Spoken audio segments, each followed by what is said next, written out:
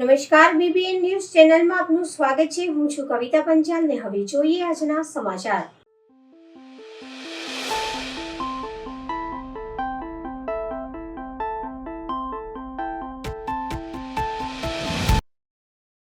પાદરા તાલુકાના મહુવડ રણછોડજી મંદિરે વિશ્વ શાંતિ અર્થે શ્રી વિષ્ણુ યાગ મહાપૂજનનો કાર્યક્રમ યોજાયો।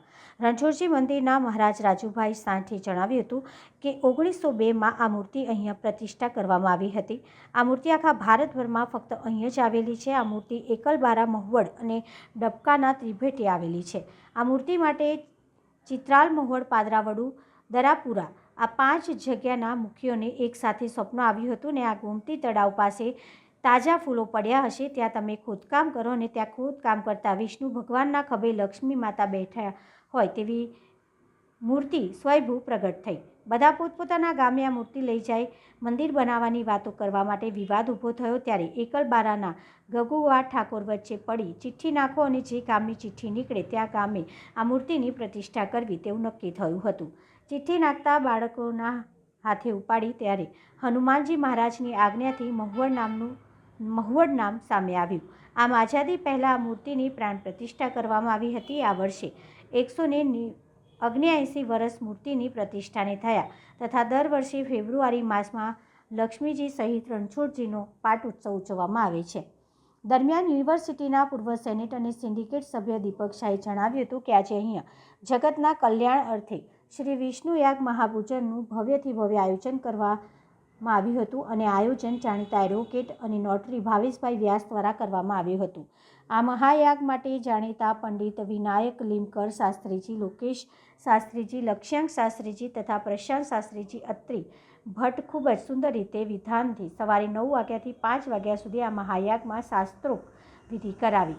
આજે આ મંદિરમાં વિશિષ્ટ અનુષ્ઠાન માટે મિત ભાવેશ વ્યાસ તથા દીપકભાઈ શાહ પરિવાર દ્વારા વિધિ વિધાન મુજબ અભિષેક કરવામાં આવ્યો હતો। આજના કાર્યક્રમમાં અમદાવાદથી મધુકરભાઈ ઠાકર, ઉત્તરસંડાથી પંડ્યા, અમદાવાદથી હરિભાઈ રાવલ, આનંદભાઈ પંડિત સહિત અનેક મહાનુભાવો પધાર્યા હતા એમ મહારાજ રાજુભાઈ સાઠે જણાવ્યું હતું।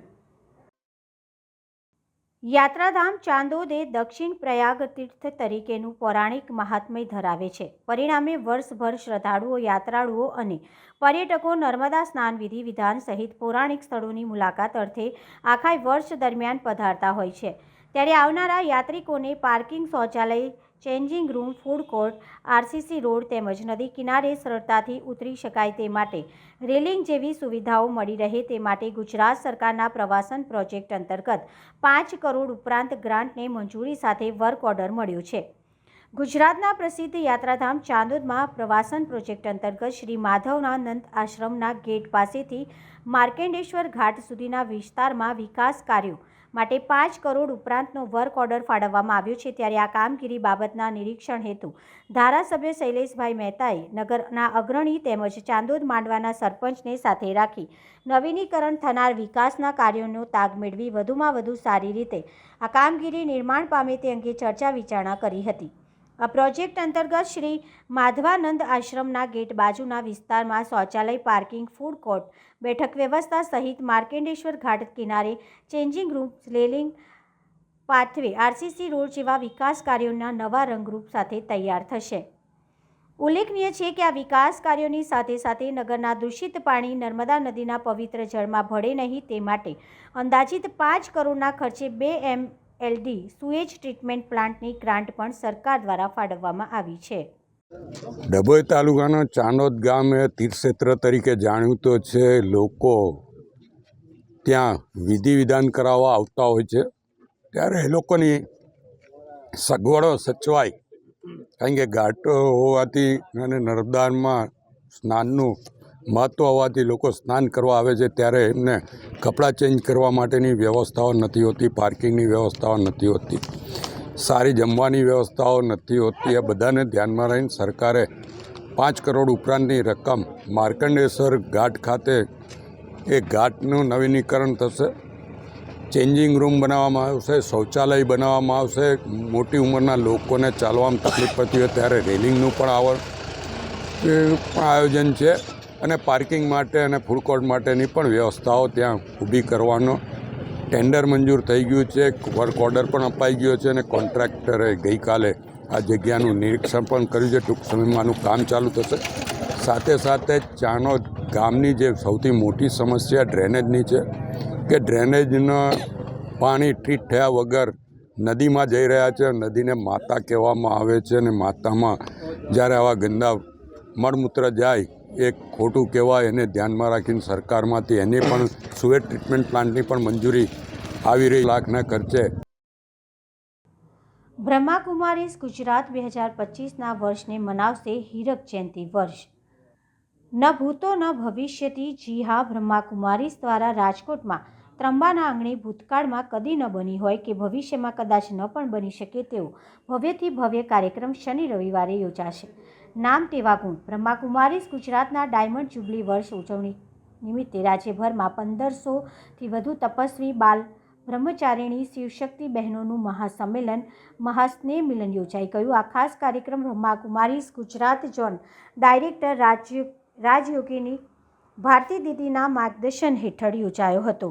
2 દિવસીય કાર્યક્રમના પ્રથમ દિવસે વૈશ્વિક શાંતિ અને સદભાવના થીમ અંતર્ગત જુદા જુદા કાર્યક્રમો થયા હતા, જેમાં વિશ્વ શાંતિ મેડિટેશન સમુદાયમાં 1500 રાજયોગિની બ્રહ્માકુમારીઝ બહેનોએ 10 મિનિટ સુધી એક સાથે ઓમ શાંતિના નાદ સાથે કરવામાં આવ્યું હતું. કાર્યક્રમની શરૂઆત એન્જલ ગ્રુપના વેલકમ ડાન્સથી થઈ હતી. આ સિવાય નૃત્ય નાટિકા અને દીવડા રાસ રજૂ થયો હતો. ગુજરાતના મહાનગરો અમદાવાદ, બરોડા, સુરત, મહેસાણા વગેરેથી આવેલા વરિષ્ઠ દીદીઓની સાથે સર્વ બ્રહ્મકુમારીઝ બહેનોનું ફરિશ્તા દેવદૂતો દ્વારા સ્વાગત કરાયું હતું. ગ્રામ વિકાસ વિભાગના અધ્યક્ષ બ્રહ્માકુમારી સલ્લાબેને ગુજરાતને વરદાનોની ભૂમિ ગણાવી હતી. તેમણે વર્ષ 2025માં ગુજરાતના તમામ જિલ્લાઓમાં બ્રહ્માકુમારીઝ દ્વારા આયોજિત થનાર ઈશ્વરીય સેવાઓના વિવિધ સાઇટ પ્રોજેક્ટ વિશે માહિતી આપી હતી તથા ઉપસ્થિત સર્વ બહેનોએ એક સાથે ગુજરાતને નિર્વિઘ્ને શ્રેષ્ઠ બનાવવાનો દ્રઢ પ્રતિજ્ઞા કરી હતી. બ્રહ્માકુમારીઝ ગુજરાતના ઝોનલ ડાયરેક્ટર રાજયોગિની ભારતી દીદીને આરકે યુનિવર્સિટી દ્વારા સોશિયલ ઇમ્પેક્ટ એવોર્ડ અર્પણ કરવામાં આવ્યો, જે રાજકોટ અને બ્રહ્માકુમારીઝ સંસ્થા માટે ગૌરવની વાત છે. ભરૂચ શહેરમાં કોમી એકતાના અનેરા પ્રતીક સમાન કોઠા પાપડી મેળામાં છેલ્લા ગુરુવારે માનવ મહેરામણ ઉમટ્યું હતું. ભરૂચ શહેરમાં ભીડભંજન હનુમાન મંદિરે માગસર મહિનાના દર ગુરુવારે ભરાતા કોઠા પાપડીના મેળામાં હજારો હિન્દુ મુસ્લિમ કોમના શ્રદ્ધાળુ ઉમટી પડ્યા હતા. ભીડભંજન હનુમાનના મંદિર અને તેની સામે આવેલ વલી સૈયદ પીર નવાબ સુલતાન બાબાની દરગાહના પગલે મેળાનું મહત્વ અનેક ગણું વધી જાય છે. શહેરના ભીડભંજન હનુમાન મંદિર વર્ષોથી માગસર માસમાં દર ગુરુવારે ભરાતા પરંપરાગત કોઠા પાપડીના મેળાએ શ્રદ્ધાળુઓમાં અનેરું આકર્ષણ જમાવ્યું છે. હિન્દુ મુસ્લિમ એકતાના પ્રતીક સમાન બનેલા અહીં બંને ધર્મના ધર્મસ્થાનો ઉપર શ્રદ્ધાળુઓ પોતાના મનની મહેચ્છા પૂર્ણ કરવા તેમજ બાબરી ઉતારવા પણ આવે છે. શ્રદ્ધાળુઓ સપરિવાર ટાળું જમણ લેવાની સાથે મંદિર તથા દરગાહમાં ઢેબરા, ચણા તથા ફૂલ ચડાવે છે. ભીડભંજન હનુમાન મંદિરે વિશેષ જોડાયેલી પ્રાચીન કથા મુજબ વર્ષો પહેલાં હનુમાનજી આ વિસ્તારમાં કૂવામાં બિરાજમાન હતા. તે આજે પણ આ સ્થળે હાજર છે. મંદિરના ભોયતળિયાના ભાગે નાના મોટા 7 હનુમાનજીની પ્રતિમા જોવા મળે છે. ભીડભંજન હનુમાનના મંદિરની સામે સૈયદ પીર નવાબ સુલતાન બાબાની દરગાહ આવેલી છે, જે દરગાહની સ્થાપના દરગાહ બહાર ફારસી ભાષામાં 1058માં થયાનું દર્શાવ્યું છે. કોઠા પાપડીનો મેળો ભરૂચની એક આગવી ઓળખ સમાન છે. શહેર અને જિલ્લાની હિન્દુ મુસ્લિમ પ્રજા વર્ષોથી ચાલતી આવતી પરંપરા અને સંસ્કૃતિને જીવંત રાખી કોમી એકતાનું અનોખું ઉદાહરણ પૂરું પાડી રહ્યા છે. રાજકોટના ઉપલેટા શહેરની સિવિલ હોસ્પિટલ ખાતે સૌરાષ્ટ્ર સર્વોદય ટ્રસ્ટ દ્વારા સતત 22 વર્ષથી વિના મૂલ્યે મેડિકલ તેમજ મેગા સર્જિકલ કેમ્પનું આયોજન કરવામાં આવતું હોય છે. ત્યારે આ વર્ષે પણ સૌરાષ્ટ્ર સર્વોદય ટ્રસ્ટ દ્વારા ગરીબો તેમજ જરૂરિયાતમંદ લોકોને વિના મૂલ્યે મેડિકલ સુવિધા તેમજ મેડિકલ સર્જરી સહિતની સુવિધાઓ એક જ જગ્યા ઉપર મળી રહે તેવા હેતુસર સૌરાષ્ટ્ર સર્વોદય ટ્રસ્ટ દ્વારા ઉપલેટા શહેરની સિવિલ હોસ્પિટલ ખાતે 22મો મેડિકલ અને સર્જિકલ કેમ્પનું આયોજન કરવામાં આવ્યું છે. ત્યારે આ કેમ્પની અંદર આસપાસના વિસ્તારો તેમજ અન્ય રાજ્ય અને દેશ વિદેશના ડૉક્ટરો પોતાની માનદ સેવા માટે અહીંયા કેમ્પની અંદર પણ ઉપસ્થિત રહે છે. જેમાં કેમ્પમાં 26 ડિસેમ્બરથી લઈને 7 જાન્યુઆરી સુધી ચાલશે. શહેરની સિવિલ હોસ્પિટલ ખાતે સૌરાષ્ટ્ર સર્વોદય ટ્રસ્ટ દ્વારા વિનામૂલ્યે મેડિકલ તથા સર્જિકલ કેમ્પની શરૂઆત થતાની સાથે જ કેમ્પનો લાભ લેવા માટે અને આ કેમ્પમાં પોતાની સર્જરી કરવા માટે દર્દીઓ તેમજ તેમના પરિવાર બહોળી સંખ્યામાં ઉમટી પડ્યા છે. આ કેમ્પ સૌરાષ્ટ્ર સર્વોદય ટ્રસ્ટ કુકાભાઈ સોલંકી દ્વારા રચના કરવામાં આવેલી હતી. આ સૌરાષ્ટ્ર સર્વોદય એક કુકાભાઈની ભાવના હતી કે મારું માદરે વતન ઉપલેટાની અંદર એક આવું સારું કાર્ય થાય તેના હેતુથી આ ટ્રસ્ટની રચના કરવામાં આવી અને આ 2001માં આ મેડિકલ કેમ્પનું આયોજન કરવામાં આવેલું હતું. આ 22 વર્ષથી આ મેડિકલ કેમ્પ અવિરત ચાલુ છે. આની અંદર દેશ વિદેશથી ડૉક્ટરો આવે છે, દેશ વિદેશથી દાતાઓ મળે છે. આ વિના મૂલ્યે આ ઓપરેશનો કરવામાં આવે છે અને દર વર્ષે 400 થી 500 જેવા ઓપરેશનો કરવામાં આવે છે, જે ઓપરેશનો આ ઉપલેટા વિસ્તારમાં ન થઈ શકે એવા અને આ કોઈ પણ ચાર્જના લીધા વગર આ ઓપરેશનો કરવામાં આવે છે અને દર્દીને તેના પોતાના ગામ સુધી પણ પહોંચાડવામાં આવે છે.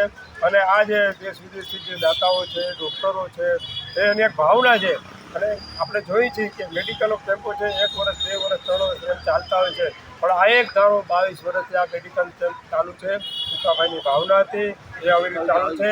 એ નલિનીબેન છે, એમનો પરિવાર છે, એની જોડે જે અન્ય ડૉક્ટરો અમારે ટોલિયા સાહેબ છે અને આખું ગ્રુપ દ્વારા આ અવિરત દર વર્ષે આવે છે અને આ કેમ્પનું જે આયોજન છે એ સફળતાપૂર્વક પાર થાય છે અને લોકો વધારે દર્દીઓ જે જરૂરિયાતમંદો છે એનો લાભ લે છે અને પ્રભુને પ્રાર્થના પણ કરીએ કે આ કેમ્પ અવિરત ચાલુ રહે અને એને એક જે ભાવના છે એ ભાવના હંમેશાને માટે જે ઉપલેટાને માટે જે ઉપયોગી છે એનું ઋણ અમે ક્યારે પણ ચૂકવી નહીં શકી. ખરેખર ધન્યવાદને પાત્ર છે. ડૉક્ટર કુંડારિયા અમેરિકામાં કેલિફોર્નિયા રાજ્યમાં કેન્સર અને બ્લડના નિષ્ણાત તરીકે 50 વર્ષ ત્યાં સેટલ થયેલો છું અને અમે 23 વર્ષ પહેલાં ઉકાભાઈ, હું, ગોવિંદભાઈ માડેલા ત્યારે એમ નક્કી કરેલું કે આપણે કંઈ પણ આપણા વિસ્તારમાં કરવું છે. તો એ આજે 22 વર્ષમાં આ 22મા કેમ્પ સુધી સતત ચાલુ રહેલું છે. ઉકાભાઈ પાસે જે વિઝન હતું, જે ભાવના હતી, એ એક જાતની આ એરિયા માટે એક અમૂલ્ય હતું અને અમને એમ હતું કે આ ઉકાભાઈ છે ત્યાં સુધી આ બધું રહેશે. પરંતુ આજે ઉકાભાઈ જતા રહ્યા પછી પણ નલિનીબેન અને એના બાળકો એટલી જ બધી તીવ્રતાથી, એટલી જ બધી હોશથી અને ચલાવી રહ્યા છે અને અમને આશા છે કે આ કેમ્પ વર્ષો સુધી ચાલશે. ડૉક્ટર ટોલિયાને જે અમને અહીંનું લોકલ લીડરશિપ લીધી,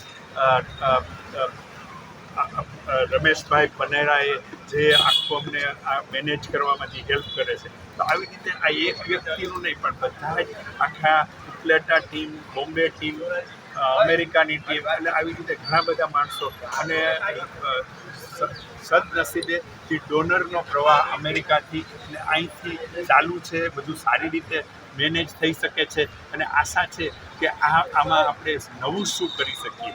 જેમ 2 વર્ષ પહેલાં નલિનીબેને નક્કી કરેલું કે આપણે એક બેસ્ટમાં બેસ્ટ આંખનો વિભાગ અહીં કરવો છે, તો એમાં એટલા બધા સાધનો આવ્યા અને હજી ઘણા બધા આવવાના છે.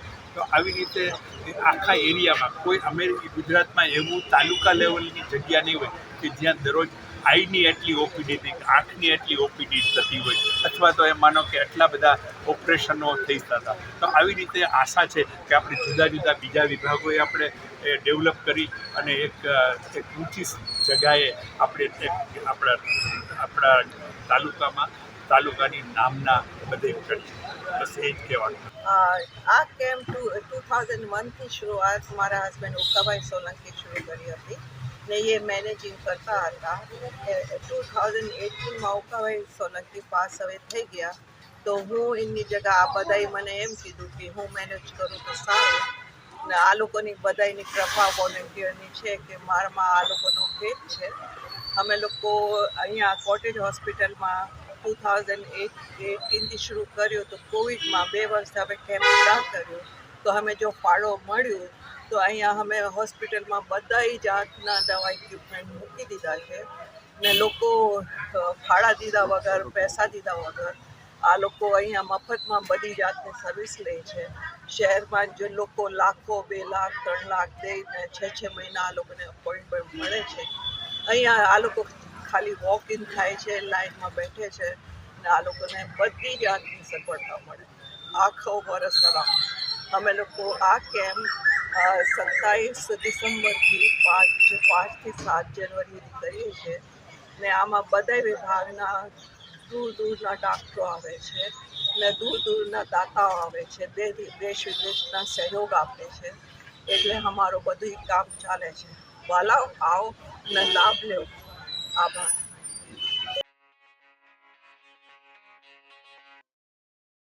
ફિલ્મી જગતના ખૂબ જ પ્રસિદ્ધ પ્લેબેક સિંગર મોહમ્મદ રફી સાહેબના 100મા જન્મદિવસના ઉપલક્ષમાં વૃંદા મ્યુઝિકલ ઇવેન્ટ્સના હેમંત માળની દ્વારા કમાટી બાગ સ્થિત એમપી થિયેટર ખાતે વડોદરાના ખૂબ જ પ્રસિદ્ધ કલાકારો સાથે મોહમ્મદ રફી સાહેબના જન્મદિવસની ઉત્સાહપૂર્વક ઉજવણી કરવામાં આવી હતી.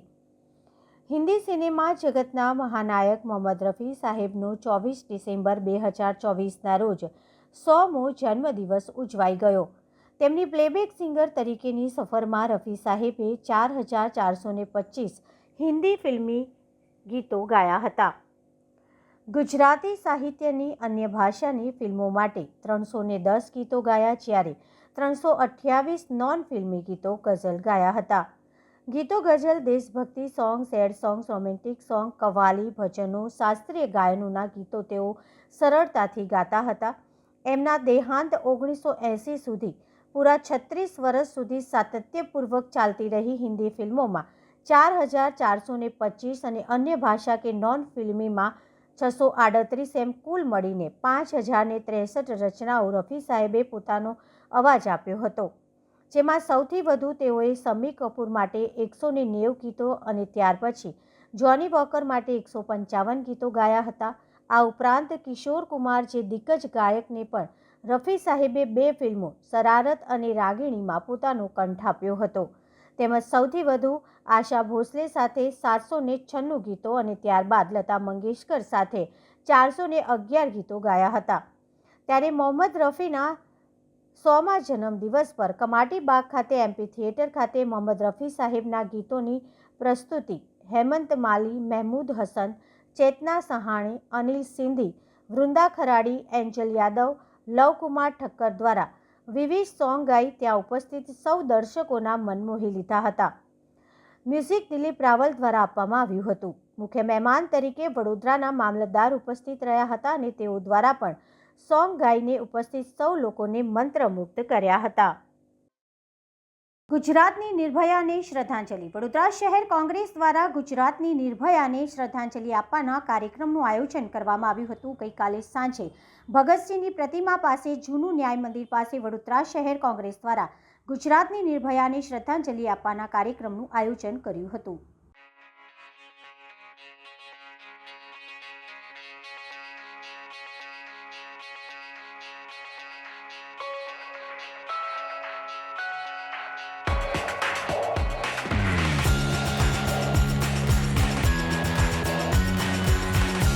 ઘટનાને બને તો 8-10 દિવસ થઈ ગયા, પણ ઘટના પછીનું જે સરકારે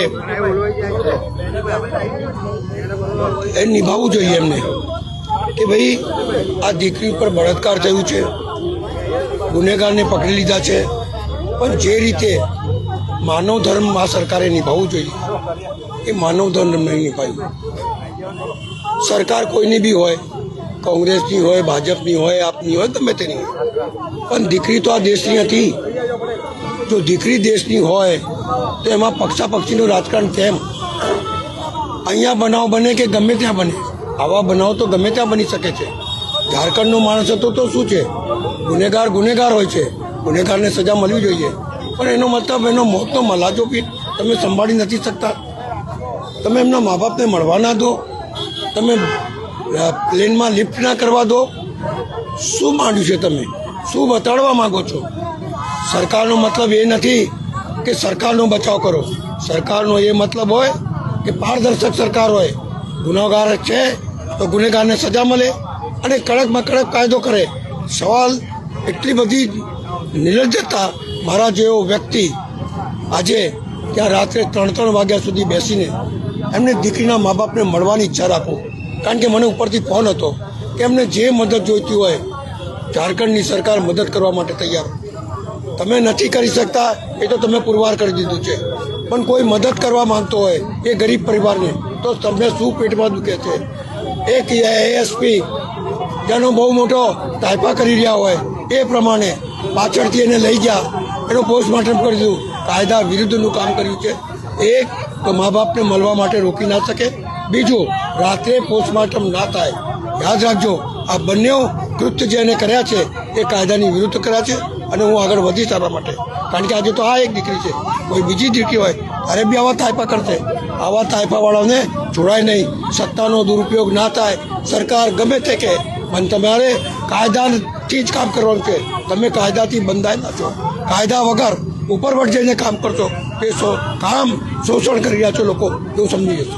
સંસ્કારી નગરી વડોદરા શહેર અને એમાં આ ગુજરાતની ભાજપ સરકારે જે માનવતા બતાવવાની જગ્યાએ અમાનુષી વર્તન એટલા માટે કહું છું કારણ કે આ 9 વર્ષની દીકરી જેને જીવ ગુમાવ્યો, જેની સાથે દુષ્કર્મ થયું અને જે નરાધમે દુષ્કર્મ કર્યું એને હજુ સુધી ફાંસીની સજા થઈ નથી.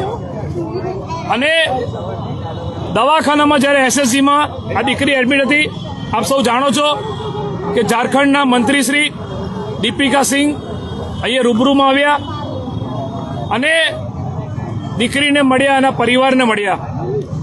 આર્થિક સહાય ગુજરાતી સરકારે તો ના આપી, ભાજપ સરકારે, પરંતુ ઝારખંડના મંત્રીએ આર્થિક સહાય આપી. 4 લાખ રૂપિયાનો ચેક આપ્યો ને 50,000 રૂપિયા કેશ આપ્યા.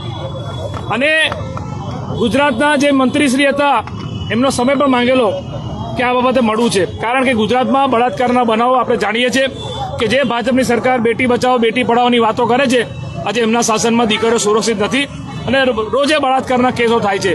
ત્યારે ભલે આ શ્રમજીવીની દીકરી હતી પણ માણસ તો હતી ને. એ લોકો શ્રમજીવી પરિવાર ભલે ઝારખંડના હતા પણ રહેતા હતા ગુજરાતમાં, પોતાનું ગુજરાતમાં ચલાવતા. ભરૂચના ઝઘડિયામાં આ દુષ્કર્મ થયું ત્યારે આ રાજ્યની સરકાર કોઈ પણ જાતની જવાબદારી તો ના લીધી, પરંતુ એના પરિવારને કોઈ સાંત્વના આપવા ના આવે, એના પરિવારને કોઈ આર્થિક સહાયની વાત નહીં. અમારા પ્રદેશ પ્રમુખ શક્તિસિંહ ગોહિલ સાહેબ આવ્યા, વિપક્ષ નેતા અમિત ચાવડા સાહેબ આવ્યા, અમારા એએસસીના સેક્રેટરી રામકિશનજી ઓઝા આવ્યા, ઝારખંડથી મંત્રી રૂબરૂમાં આવી ગયા, પરંતુ આ બેરી મૂંગી સરકારની આંખો ના ખુલી. અને એટલું જ નહીં, કોઈ વડોદરાનો ભાજપનો નેતા, શરમ આવી જોઈએ. વડોદરાના ભાજપના સાંસદ, તમે શરમ કરો. બીજેપીના ધારાસભ્યો, ભાજપના કોર્પોરેટરો આજે ગુજરાતની બહાર કોઈ બીજા રાજ્યમાં જ્યાં ભાજપની સરકાર નથી હોતી ત્યારે તમે કેન્ડલ માર્ચ કરો છો, ત્યારે તમે બૂમો પાડો છો, આંદોલન કરો છો. તો આજે ગુજરાતમાં જ્યારે બનાવો વધી રહ્યા છે ત્યારે કેમ આ ભાજપના કોર્પોરેટરો, ધારાસભ્યો અને સાંસદ કેમ ચૂપ છે? શરમ આવી જોઈએ, શરમ બીજેપીના નેતાઓને. અને આજે પણ તમને કહું, અત્યારના સાંજના 6:45 થયા છે. ઝારખંડના મિનિસ્ટર શ્રી દીપિકાજી જોડે મારી વાત થઈ એમના 15 મિનિટ પહેલા. અમારા વિપક્ષના નેતા ભત્તુભાઈ અને અમારા કોંગ્રેસના આગેવાનો ત્યાં એસએસજી હોસ્પિટલ રાતે 3 વાગ્યા સુધી ખડે પગે ઉભા રહ્યા, પણ એ છોકરીના પરિવારને મળવા ના દે, છોકરીને જોવા ના દે. અને જ્યારે ઝારખંડની સરકાર અને અમે બધાએ કીધું અમારા નેતાઓએ કે અમે અહીંથી ફ્લાઇટ એને ઝારખંડ મોકલીને ત્યાં એની માન સન્માન સાથે અંતિમ ક્રિયા કરાવીએ, પરંતુ આ ભાજપના નેતાઓ અને આ જે પ્રશાસન છે તો વિચાર કરો કે બાય રોડ એમ્બ્યુલન્સથી મોકલ્યા અને ત્યાં હજુ સુધી એ લોકો પહોંચ્યા પણ નથી. એટલે અંતિમ ક્રિયા ક્યારે થશે? આજે કોઈ સાથે કોઈ નાની દીકરી જેને કોઈનું શું બગાડ્યું હતું, એની સાથે દુષ્કર્મ થયું, આજે એની અંતિમ ક્રિયાને પણ તમે માન સન્માન સાથે ના કરી શકો? આવી જાડી ચામડીની સરકારને, આવા જાડી ચામડીના આ બીજેપીના નેતાઓ, શરમ આવી જોઈએ. અમે વિપક્ષ તરીકે અમારી ફરજના ભાગરૂપે આજે અહીંયા ભગતસિંહ ચોક, જે જૂનું ન્યાય મંદિર છે કે જ્યાં આ વડોદરામાં અને ગુજરાતમાં જ્યારે ન્યાયની આશા નથી ત્યારે ન્યાય મંદિર ખાતે અહીંયા ઊભા છે. સૂત્રોચ્ચાર તો અમે એટલા માટે કર્યા છે કે આ ભાજપના નેતાઓને શરમ નથી આવતી.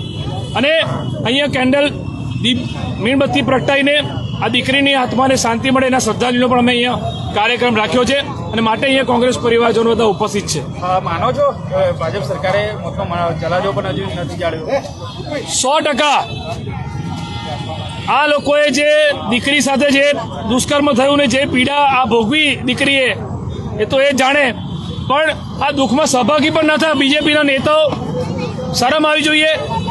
આમ તો ગુજરાત રાજ્યની બહાર જ્યાં સરકાર ભાજપની નથી ત્યાં કોઈ બનાવ બને તો બૂમો પાડે, આંદોલનો કરે, પણ જ્યારે ગુજરાતમાં આ બનાવ બન્યા, વડોદરામાં ખાસ કરીને આપણે સંસ્કારી નગરી કહીએ, આપણને દુઃખ થાય કે આ બીજેપીના નેતાઓએ એની મોતની પણ એ ના રાખી અને જે માન સન્માન સાથે એ દીકરીને અંતિમ ક્રિયા થવી જોઈતી હતી. આજે બાય ફ્લાઇટ જો એ છોકરી પહોંચી ગઈ હોત અત્યાર સુધી એની અંતિમ ક્રિયા થઈ ગઈ હોત. તું બાય રોડ મોકલ્યા, કોંગ્રેસના નેતાઓને મળવા ના દે, પોલીસને આગળ કરે, જાણે કોઈ ગુનેગારો હોય એમ એવી રીતે આ લોકો બિહેવિયર કરે. એટલે આ બધું આ લોકોના જે તગલખી, આ લોકોને જે સત્તાનો નશો ચડ્યો છે, માનવતા ભૂલ્યા છે. આવનારા દિવસમાં કુદરતથી મોટું કોનેથી કુદરત આ લોકોને જવાબ આપશે. દીકરી ઝારખંડની હતી એટલે આ બનાવ માનો છો કે હું તો એવું કહું છું કે એ દીકરી માણસ તો હતી ને, સૌથી મોટો ધર્મ શું છે? માનવતાનો ધર્મ છે. ભલે ઝારખંડની હતી પણ એ શ્રમજીવી પરિવાર અહીંયા ભરૂચમાં ઝઘડિયામાં એ લોકો પોતાનું ગુજરાન ચલાવતા શ્રમ કરીને, ત્યારે જ્યારે ગુજરાતમાં બનાવ બન્યો હોય ને વડોદરામાં એસએસસી હોસ્પિટલમાં લાયા હોય ત્યારે એક માનવતાના ભાગે તો આવવું જોઈએ. બીજેપીના નેતાઓને, એમના સાંસદ સભ્યો કે ધારાસભ્યોએ પણ કોઈ ના આવ્યું. અને બીજી બાજુ જ્યારે બનાવો બને જ્યાં ભાજપની સરકાર ના હોય ત્યારે આપણે જોઈએ છીએ કે બીજેપીના નેતાઓ કેવા તાઇફા કર્યા છે. પરંતુ અમે તો સરકાર ગમે તેની હોય, અમારી સરકાર હોય ને ખોટું કર્યું હોય તો અમે આંદોલન કરીએ છીએ. જે ખોટું થયું છે એની સામે બોલવું જોઈએ, અન્યાય સામે બોલવું જોઈએ. અને માટે આ દીકરીને આજે એની આત્માને શાંતિ મળે અને શ્રદ્ધાંજલિ માટે અમે અહીંયા ઉપસ્થિત છે અને સાથે સાથે બહેરી મૂંગી સરકાર સુધી અમારો સંદેશો પણ પહોંચાડી રહ્યા છે. ભરૂચ વકીલ એસોસિએશન દ્વારા ઝઘડિયા પીડિતાના આરોપીને ફાંસી સજા સાથે કલેક્ટર કચેરીમાં આવેદનપત્ર આપવામાં આવ્યું. ભરૂચ જિલ્લાના ઝઘડિયા જીઆઈડીસી વિસ્તારમાં કાળજું કંપાવી નાખે તેવી 10 વર્ષની દીકરી ઉપર દુષ્કર્મ આચરવામાં આવ્યું હતું, જેમાં 10 દિવસ બાદ આ નિર્ભયાએ વડોદરાની હોસ્પિટલમાં દમ તોડ્યો. સૌ કોઈનું કાળજું કંપી નાખે તેવી આ ઘટના હતી, જે ઘટના આરોપીને ફાંસીની સજા થાય તેવી જિલ્લામાં અને સમગ્ર ગુજરાતમાં માંગ ઉઠી છે. જેના વિરોધમાં ભરૂચ વકીલ એસોસિએશન દ્વારા કેન્ડલ રેલી કાઢી દુષ્કર્મ અને હત્યાના આરોપીને ફાંસીની સજા મળે તેવી માંગ સાથે ભરૂચ જિલ્લા કલેક્ટરશ્રીને એક આવેદનપત્ર પાઠવવામાં આવ્યું હતું, જેમાં જિલ્લાના મોટી સંખ્યામાં વકીલ મિત્રો જોડાયા હતા. તાજેતરમાં ઝઘડિયામાં 10 વર્ષની બાળકી ઉપર જે દુષ્કર્મ આચર્યું છે એ યુવાન વિરુદ્ધ અમે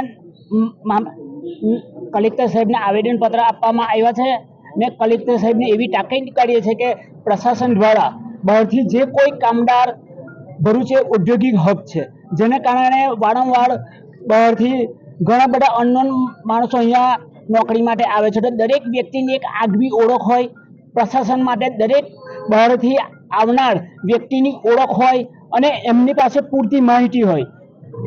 ને કલેક્ટર સાહેબને અમે બીજે તાકીદ કરવા આવ્યા છે કે સમયાંતરે જ્યાં આ બધી કોલોની છે ત્યાં આવીને આ બધા વિષયો પર એક જાગૃતિનો કાર્યક્રમ રાખવામાં આવે, જેના કારણે જે લોકો અભણ છે એમને શું છે, કાયદાની શું માહિતી છે, આવો ગુનો કરવાથી કેટલી સજા થાય, આવું ના થાય, એવા એક જાગૃતિના કાર્યક્રમો પ્રશાસન દ્વારા રાખવામાં આવે, જેથી ભવિષ્યની અંદર આવી કોઈ ગોઝારી ઘટના ભરૂચમાં ના બને.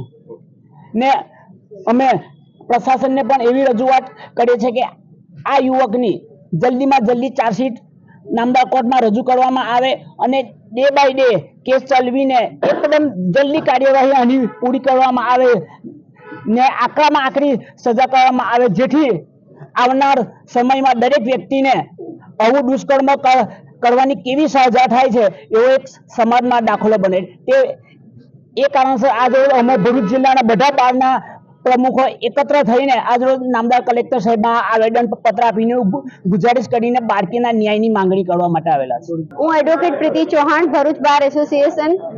આ જે નાની 10 વર્ષની બાળકી સાથે જે આ દુષ્કર્મ આચરવામાં આવેલું છે એ આખા સમાજ માટે અને દરેક સ્ત્રી માટે ખૂબ જ અપમાનજનક ઘટના છે અને એના કારણે હું અમારા ભરૂચ બાર એસોસિએશનની અમારી તમામ મહિલા વકીલો તરફથી દરેકને આવેદનપત્ર કરીશ, નમ્ર વિનંતી કરીશ કે આવા કોઈ પણ નરાધમો અને આવા ગેરકાયદેસર કૃત્યોને કોઈ પણ સંજોગોમાં ચલાવી લેવામાં નહીં આવે અને અમારા આખા ભરૂચ બાર એસોસિએશનમાંથી કોઈ પણ વકીલ આ નરાધમના વકીલ તરીકે રોકાશે નહીં, એની અમે ખાતરી અને બાહેધરી આપીએ છીએ અને આના સામે રોજે રોજ કેસ ચલાવીને તાત્કાલિક ધોરણે એને ફાંસીની સજા કરવામાં આવે અને સમાજમાં એક એવો દાખલો બેસાડવામાં આવે કે કોઈ પણ નરાધમ આવું કૃત્ય કરવા પહેલા 100 વખત વિચાર કરે અને જેને કારણે આવા કરપ્ટ કૃત્યોને કારણે આપણી બાળકીઓ જે સમાજમાં સુરક્ષિત નથી, જે સુરક્ષિત થાય તેના માટે કડકમાં કડક પગલાં લેવામાં આવે એવી કલેક્ટર સાહેબને અમારા તમામ તરફથી નમ્ર વિનંતી કરું છું. તો આ હતા આજના સમાચાર. આવતીકાલે ફરી મળીશું આ ચેનલ પર આ સમય. ત્યાં સુધી સમગ્ર BBN ન્યૂઝ ચેનલની ટીમને રજા આપશો. નમસ્કાર.